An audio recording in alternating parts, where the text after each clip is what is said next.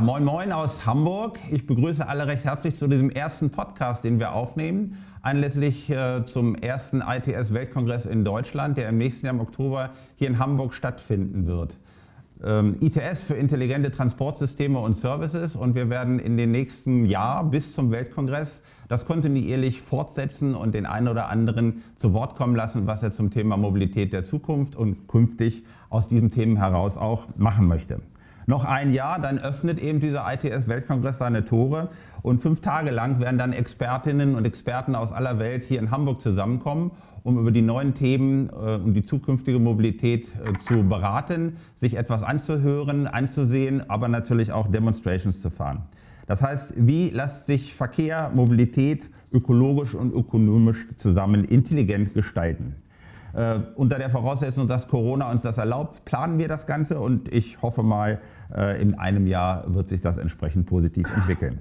Und heute wollen wir einen ersten Blick auf diese Vorbereitung zum Kongress werfen. Und mit wem könnte ich diese Themen besser als erstes einmal diskutieren in diesem ersten Podcast als mit dem Senator für Verkehr und Mobilitätswende, Antje Tjax. Herzlich willkommen, Herr Tjax. Guten Morgen. Schön, dass Sie es einrichten konnten.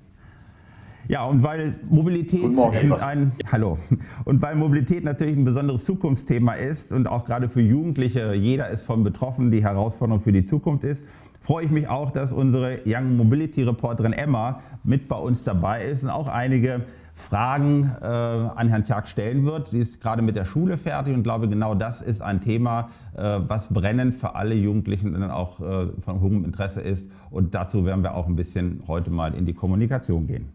Also insofern zuerst an Herrn Tjax und an Emma. Was könntest du dir vorstellen, was ist für dich hochinteressant zum Thema Mobilität? Bitte einfach mal feuerfrei an Herrn Tjax. Vielen Dank und vielen Dank, dass ich heute hier sein darf. Ich habe zu Beginn an Herrn Tjax eine ganz alltägliche Frage, und zwar, wie kommen Sie eigentlich täglich zur Arbeit? Ist relativ banal. Ich fahre mit meinem Fahrrad meistens zur Arbeit, ist die schnellste Möglichkeit, dauert etwa 11 Minuten. Zurück geht es ein bisschen bergauf, das ist in Hamburg auch nicht viel, macht 12 Minuten 30. Ja, das ist der beste Weg. Okay, und was glauben Sie, wie es im Jahr 2050 sein wird? Wie werden die Menschen zur Schule oder auch zur Arbeit fahren, und was wird die Zukunft wohl mit sich bringen? Das ist eine gute Frage, daran arbeiten wir jetzt ja. Ich glaube sozusagen, Menschen sind ja sehr stark in ihren Routinen verhaftet, und solange ich wohne in Altona, ich arbeite in der Stadt, das ist natürlich so, dass man für mich das einfach auch weiterhin, glaube ich, das beste Verkehrsmittel sein könnte. Aber das Fahrrad erfährt ja auch eine Weiterentwicklung, beispielsweise im Jahr 2050. Gut, da werde ich schon sehr, sehr alt sein, also dann bin ich über 70. Und dann ist vielleicht mein Fahrrad auf jeden Fall elektromobil und hat noch ein paar andere Digital Services dabei.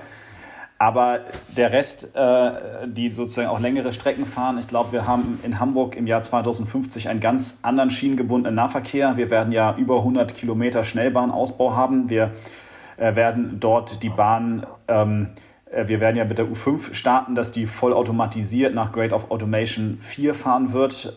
Ich denke, das wird sich auch auf die anderen Bahnen übertragen.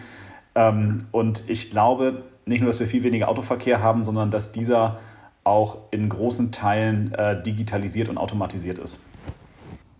Sie haben es selbst schon ein bisschen angeschnitten. Es passiert momentan sehr viel in unserer Stadt, und das Thema Mobilitätswende ist überall zu hören. Glauben Sie, dass Hamburg eine Vorreiterrolle im Bereich Mobilitätswende einnehmen kann?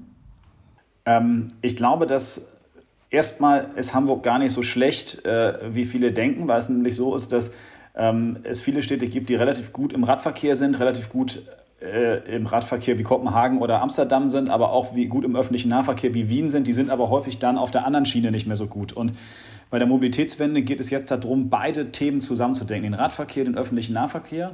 Und hinzu kommt dann noch das Thema die Digitalisierung des Verkehrs. Und ich glaube, dass wir sozusagen, wenn wir alles zusammennehmen, eine gute Position haben. Und was ich sehr gut finde, ist, ich sehe gar nicht so sehr die Städte immer in so einem Wettbewerb, sondern eher in so einer lernenden Kooperation.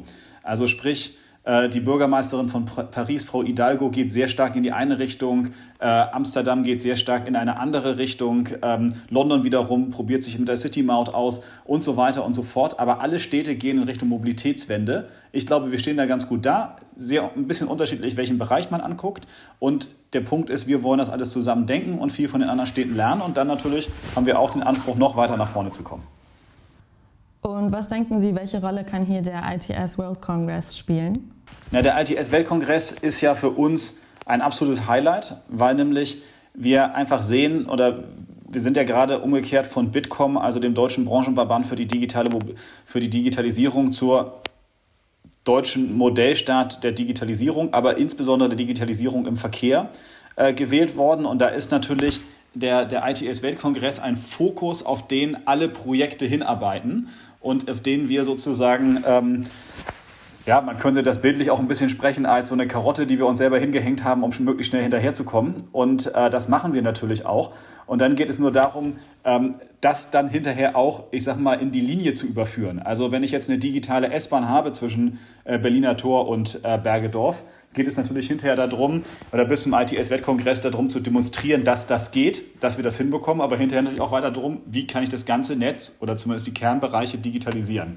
Das heißt, der entscheidende Punkt wird sein, kann man sozusagen den ITS-Weltkongress nicht nur als die Möhre sehen, sondern auch als das Sprungbrett, um hinterher hochzuspringen. Ja, recht schönen Dank dafür schon mal für die ersten Einschätzungen, für die ersten Fragen. Da kommen gleich noch 2, 3 dazu.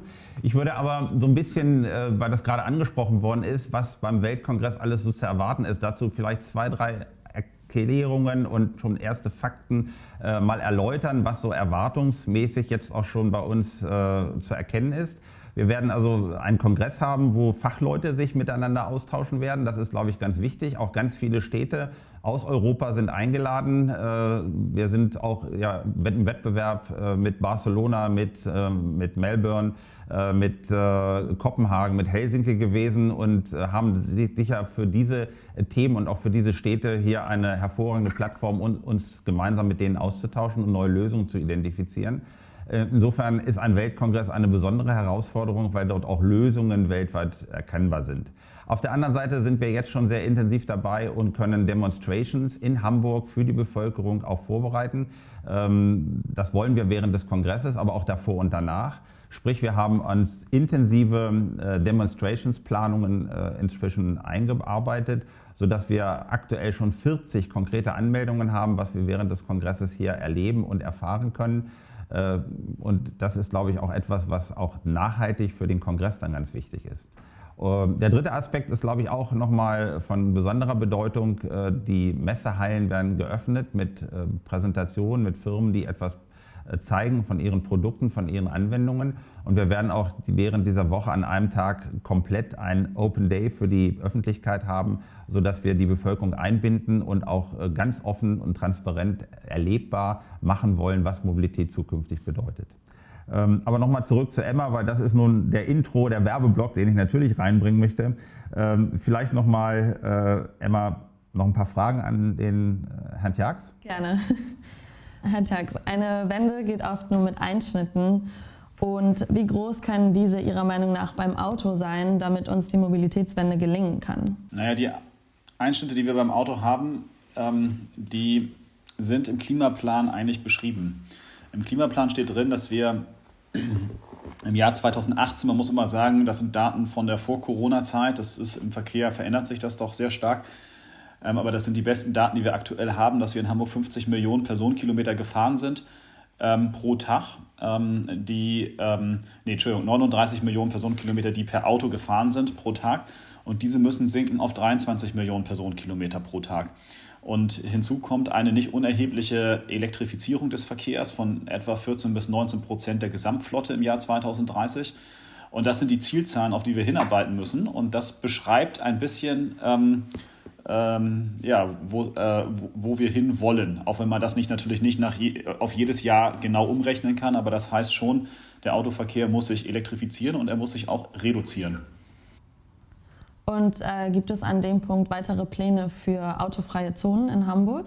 Na, wir haben jetzt ja gerade mit dem Thema Jungfernstieg sind wir unterwegs seit etwa 10 Tagen. Wir werden dann im nächsten Frühjahr, das ist ja bekannt, die Busse aus der Mönckebergstraße in die Steinstraße verlagern, sodass wir gucken wollen, wie sich das im Kern auswirkt. Und wir haben dann eine Situation, in der das Bezirksamt Altona daran arbeiten wird, den Versuch Ottensen macht Platz. Also die Frage, kriegt man auch den Autoverkehr reduziert beziehungsweise auch ganz raus aus dem Ottensener Zentrum umsetzen wird. Da werden gerade die entsprechenden Stellen geschaffen. Und dann muss man natürlich sehen, Das Bezirksamt ist gerade gut beschäftigt mit der Corona-Nachverfolgung. Das hat natürlich in der jetzigen Situation Priorität. Aber danach wird das eines der großen Themen sein, was auch in Altona angegangen wird. Und dann wird man sehen, dass man über zum Beispiel solche Themen wie Pop-up-Radwege auch weitere Themen in Angriff nimmt. Und Sie haben gesagt, dass Sie selber sehr viel Fahrrad fahren. Welche Maßnahmen plant denn die Stadt Hamburg da, um die Stadt fahrradfreundlicher, aber vor allem sicherer zu machen? Naja, wir wollen zum einen den Radwegebau intensivieren. Wir waren letztes Jahr bei etwa 34 Kilometer. Das Ziel ist es, das in etwa zu verdoppeln. Das heißt, dass wir eher 60 bis 80 in der mittelfristigen Perspektive 100 Kilometer neue Radwege pro Jahr bauen. Wir wollen auch diese Radwege in einem anderen Standard bauen, sprich vor 3 Jahren waren das 1,60 in der Breite, dann wurden es 1,85. Wir sind jetzt bei 2,25 Meter, immer gerechnet pro Richtung. Das heißt, wir wollen eigentlich an den Hauptverkehrsstraßen dann auch Radwege bauen, die in beide Richtungen 4,50 Meter breit sind, die zunehmend von der Straße auch baulich getrennt werden. Aber wir wollen auch die Digitalisierung auch beim Radverkehr voranbringen mit Projekten von dass sozusagen auch Radfahrer Ampeln auslesen können mit ihren Handys und sagen können, wie schnell komme ich eigentlich muss ich eigentlich fahren, um bei der nächsten Ampel rüberzukommen, um ein Beispiel zu geben. Und da ist einiges möglich bis hin zu solchen Projekten, die sehr viel Kraftanstrengung erfordern, dass wir sagen, nachdem wir den alten Elbtunnel autofrei gemacht haben, was sehr gut angekommen ist, was den Traffic im alten Elbtunnel um 50% erhöht haben, zu gucken, ob wir auch in der Hafen City eine weitere Elbquerung nur für den Radverkehr und den Fußverkehr bauen können in Richtung Grasbrook. Okay, vielen Dank. Und neben dem Auto und dem Rad sind die Busse und die Bahn die liebsten Verkehrsmittel der Hamburgerinnen und Hamburger. Und Sie haben es vorhin schon ein bisschen angeschnitten mit der U5, aber welche weiteren Pläne können denn die Bürgerinnen und Bürger hier in Zukunft erwarten? Also es ist ganz klar, dass die Stadt Hamburg sich ein großes Schienenausbauprogramm vorgenommen hat. Und um das mal zu übersetzen, das heißt, wir wollen in den nächsten 20 Jahren in Hamburg 36 neue Bahnhöfe bauen und 100 Kilometer neue Schienen verlegen. Die großen Projekte stehen eigentlich auch davor, konkret zu werden. Das bedeutet, wir bauen die U4 in die Horner Geest 2 Stationen. Wir fangen nächstes Jahr an mit der U5 in Bramfeld-Steilshoop. Wir haben Baurecht und Finanzierung vorliegen für die S4 Richtung Bad Oldesloe. Und wir packen da ganz viele weitere Themen auch an. Die S32 ist noch nicht so weit in Richtung Science City Lurup-Ostdorf, aber die wird jetzt auch quasi angepackt. Es geht um die Weiterführung der U4 in Richtung Wilhelmsburg. Auch die ist sozusagen zwar noch nicht, dass sie sofort Baurecht vorliegt, aber da geht es in die richtige Richtung. Und das wird auch einen Technologieschub in den Bahnen in Hamburg voranbringen, nämlich die U5, das sagte ich ja bereits, wird im Grade of Automation, also im Automatisierungsgrad 4 geplant. Das bedeutet die höchste Stufe. Wir wollen hier vollautomatisiert durch Hamburg fahren. Das hat natürlich auch eine Vorbildfunktion für andere Bahnstrecken, um höheren Output auf den verschiedenen Linien zu bekommen. Alles klar, vielen Dank. Ja, schönen Dank. Genügend gefragt. Jetzt würde ich noch mal 2, 3 Punkte kurz erläutern und ergänzen. Und vielleicht noch mal eine Abschlussfrage von meiner Seite. Das Thema Digitalisierung der Bahn. Wir hatten vor 2, 3 Wochen, glaube ich, ja gerade die Kooperationsverlängerung zwischen der Deutschen Bahn und der Stadt Hamburg, um zum Thema der Digitalisierung zu haben. Das ist auch ein Schwerpunktthema zum Weltkongress, wo wir erstmalig auch eine autonom fahrende Bahn haben werden, die wir auch dann konkret für die Bürgerinnen und Bürger freigeben als Demonstration. Ich glaube, das ist ein besonderes Highlight, was wir dann in Hamburg auch realisieren können. Und Sie hatten es gerade selber angesprochen, das Thema Hafen City, das Thema Hafen und Hafenhinterland ist natürlich auch für den Weltkongress neben dem urbanen Verkehr ein ganz wesentlicher Aspekt. Das heißt, wir fahren das Thema Logistik sehr intensiv. Wir gucken uns an, wie die Prozesse im Hafenbereich optimiert werden können mit autonom fahrenden Schiffen, aber eben auch, und das ist eine besondere Herausforderung, auch mit Drohnen. Nicht Drohnen, um sofort Personen zu transportieren. Ich glaube, das ist nicht die Verkehrslösung, aber um Daten zu generieren unter Beachtung der Privacy-Situation. Ich glaube, da gibt es erhebliche Möglichkeiten und da werden wir einen sehr großen Fokus haben, wie wir mit Drohnen zukünftig auch Verkehrserhebungen, Verkehrsdaten generieren können, um bessere Vorhersagen und einen flüssigeren Verkehr zu generieren, der dann letztendlich natürlich auch klimaneutraler wird.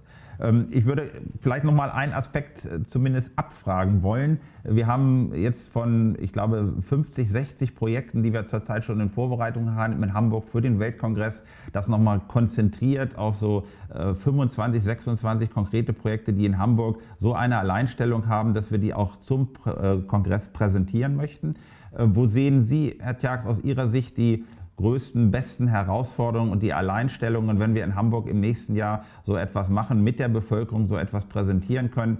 Haben Sie da schon ein Highlight für sich, was Sie aus Ihrer Sicht empfehlen würden, wo man sagt, das ist etwas, was Hamburg typisches ist, was Hamburg jetzt in den letzten Jahren gemeinsam vorbereitet hat und darauf freuen Sie sich vielleicht jetzt schon besonders? Naja, momentan, auch weil das am Freitag losgegangen ist, aber ich glaube auch, weil das die Bevölkerung am meisten mitnimmt, ist das natürlich das Projekt HEAT. Also unser autonom fahrender elektrischer Shuttlebus in der Hafen City. Das ist ein Projekt, was jede Bürgerin, jeder Bürger in Hamburg selbst erleben kann, indem er sich auf hochbahn.de eine App runterlädt und sich einen Zeitslot bucht und einmal mit diesem Projekt zu fahren, einmal zu erleben, wie es tatsächlich ist, in einem noch sehr defensiv fahrenden, aber im Regelverkehr fahrenden mit allen komplexen Verkehrssituationen, die es so gibt in einem engen Verkehrsraum, wie beispielsweise Fußgänger, die über die Straße laufen, Radfahrer, die einem vor einem stehen, plötzlich Menschen, die in der zweiten Reihe parken, Mülltonnen, die potenziell auf die Straße rollen, aber ja, so ein Fahrzeug auch nicht unbedingt weiß, dass es eine Mülltonne ist, wie das sozusagen damit umgeht. Und das ist schon sehr beeindruckend. Noch beeindruckender wird es dann in dem Moment, in dem wir mit dem Bund vereinbaren können, dass es keinen Sicherheitsfahrer mehr geben würde, weil dann wirklich auch vorne keiner mehr steht. Aber das ist schon sehr, sehr spannend und das wird ja in vielen Bereichen auch etwas sein, wo man auch ein paar ethische Fragestellungen dabei hat und auch die Fragestellung der eigenen Emotionalität. Wie ist das eigentlich, wenn irgendwann kein Mensch, sondern eine Maschine oder ein Programm so ein Fahrzeug lenkt, in dem ich sitze? Wie fühle ich mich dabei eigentlich? Das ist, glaube ich, etwas, was für viele Menschen ein Novum ist. Ja. Also danke genau für die Herausforderung. Ich glaube, die ist aber auch genau spannend, die wir auch lösen können. Im letzten Jahr in Singapur gab es etwas außerhalb des normalen Verkehrs. Das ist nochmal ein Meilenstein, den wir hier jetzt generieren können, in Hamburg im laufenden Verkehr so etwas zu machen. Und wir werden auch als Beispiel das L3-Pilotprojekt aus der EU hier mit einbinden können, wo 12, 13 Automobilhersteller ihre Anwendungen im autonomen und vernetzten Fahren auf unserer Teststrecke realisieren, auch im laufenden Verkehr. Also ich glaube schon, das sind Herausforderungen, aber die können wir, glaube ich, ganz gut lösen. Also schönen Dank von meiner Seite, sowohl an Emma als auch an Sie, Herr Tjax, auch nochmal für die Zusammenfassung. Und ich freue mich dann schon auf das nächste Podcast-Interview, was wir dann kurzfristig auch hier wieder versenden werden. Schönen Dank dafür.